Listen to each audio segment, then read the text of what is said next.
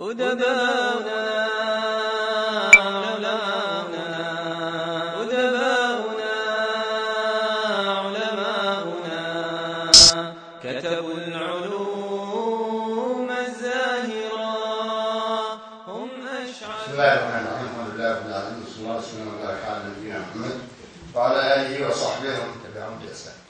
قضية الوحدة أي أن الأمة الإسلامية أمة واحدة، هذه قضية دين وليست بأقل في ظهورها في نصوص الشريعة من أحد أركان الإسلام، ليست أقل ظهورا في نصوص الشريعة من هذا من معلم من معالم الإسلام البارز.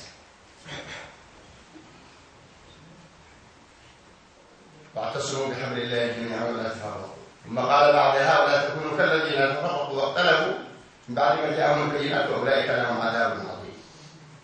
وقال والذين كفروا بعضهم اولياء بعض الا تفعلوا اي الا يوالي بعضهم بعضا تكون فتنه في الارض وفساد كبير.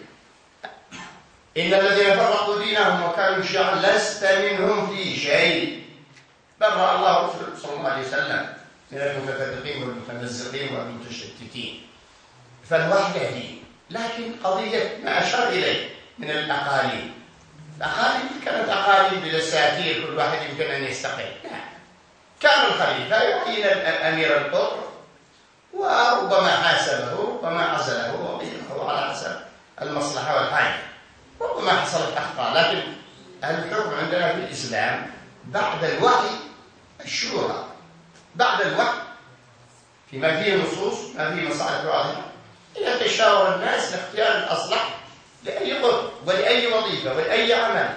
وبالتالي المفروض أن الأمة الإسلامية كلها مش الذي يشمل الجنوب، الأمة الإسلامية أمة واحدة ودولة واحدة وتمثيل واحد، ولا بأس أن تكون هذه الأقطار بمثابة محافظات.